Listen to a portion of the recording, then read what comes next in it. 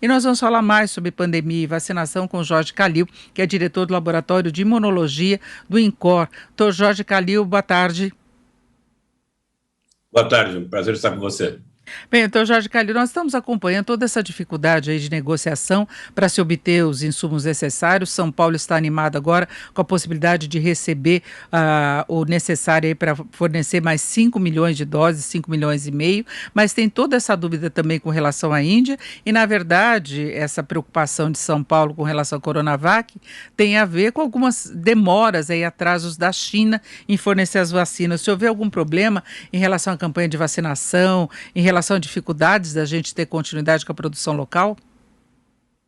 Sim, veja, nós temos uma euforia muito grande em todo o país com o início dessa campanha de vacinação. Seria muito frustrante nós não recebermos as vacinas. As primeiras vacinas que chegaram já vieram prontas, agora nós precisamos do IFA, que é justamente a vacina pronta que tem que ser envasada aqui. Se não chegar, não só diminui a euforia, como vai atrapalhar todo o esquema que foi montado de vacinação, porque serão 2 doses, no caso da Coronavac, num período máximo de 21 ou 28 dias. Então, as vacinas têm que estar aqui. Isso tudo decorre, tem vários problemas. A negociação propriamente dita, até que ponto que ela foi bem fechada, mas tem também a questão de nós não estarmos fazendo uma vacina desenvolvida aqui no Brasil. Desde o início, eu acho que o Brasil tinha que ter investido fortemente para uma vacina feita aqui, porque aí a gente domina, é dona da vacina e faz como quer e quando quer. Agora, a questão é que tanto o Butantan como a Fiocruz se colocaram aí em preparação para poder produzir essas vacinas desenvolvidas com laboratórios, né, do exterior, mas que dependem de insumos da China. O Brasil teria condições de ter essa produção local de insumos? Sim, o Brasil tem condições de produzir tanto uma vacina como a outra, a partir do zero, desde que seja transferida a tecnologia, já que a tecnologia não foi desenvolvida por nós.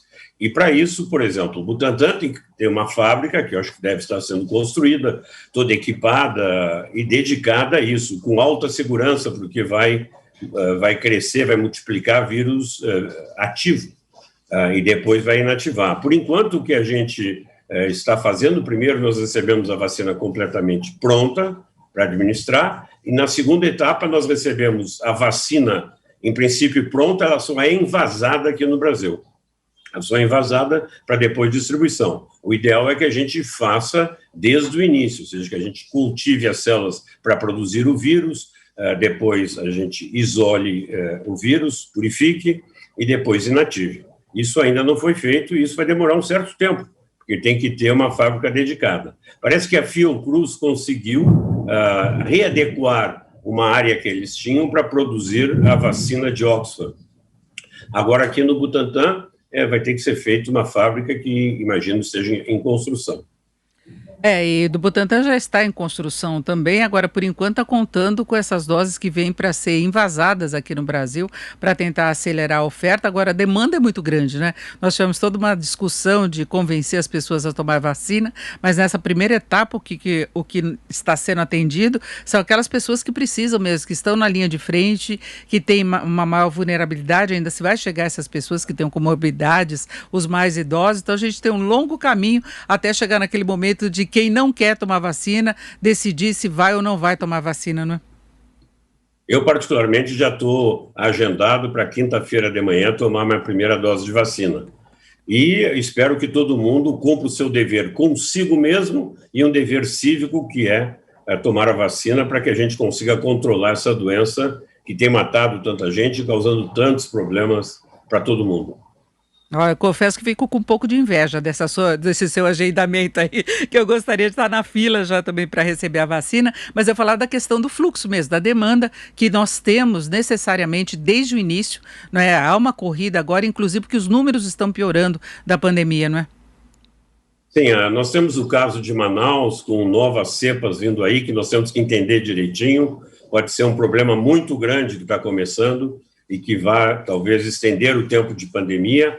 Vamos ver, antes de ser alarmistas. Mas Fora isso, o Brasil é muito eficiente para dar vacina, é diferente desses outros países. Nós temos um Programa Nacional de Imunizações, do SUS, que é exemplo para todo mundo. Nós temos aí mais de 35 mil salas distribuídas em todos os municípios brasileiros, e temos um grande número de pessoas treinadas especificamente para isso, e, além disso, nós podemos lançar mão de hospitais específicos. Então, nós aqui no Hospital das Clínicas da Faculdade de Medicina, onde eu sou professor, nós estamos vacinando já todos os funcionários, e eles estão deixando até os professores por último para dizer que não foram favorecidos. Mas nós vamos ser vacinados também até quinta-feira, e até quinta-feira nós devemos vacinar todo mundo que está na linha de frente, atendendo os casos de Covid, nós que somos um hospital de referência para isso. E São Paulo também pode regredir em relação ao plano de flexibilização. Capital e Grande São Paulo, 4 hospitais municipais já estão com 100% das UTIs lotadas. É o que eu falava desse avanço da pandemia. Então, quanto mais rápida a imunização, mais rápido se controla essa situação, pelo menos do atendimento, né? Nós ainda vamos demorar muito tempo até que a gente consiga vacinar o número suficiente de pessoas para diminuir essa pressão no hospital. Veja, nós falamos, todo mundo falou intensamente para as pessoas cuidarem Natal e Ano Novo, porque poderia ser um lugar em que as pessoas iriam se infectar em grande quantidade. E nós estamos vendo exatamente isso, né? 2, 3 semanas depois, nós temos um número de casos que vem aumentando cada vez mais e os hospitais já superlotados. E se nós não cuidarmos aí nesse verão, isso só tende a aumentar. Nós temos que evitar restaurantes, bares, festas em grupos fechados, reuniões que fica muito tempo as pessoas sem máscara, muitas vezes, num ambiente fechado, sem aeração. Isso é gravíssimo, é aí que o vírus vai. E agora nós estamos recebendo esse vírus que teve na Inglaterra, um outro da África do Sul, que esteve em Manaus, sofreu ainda mais mutações, em que ele é extremamente infeccioso.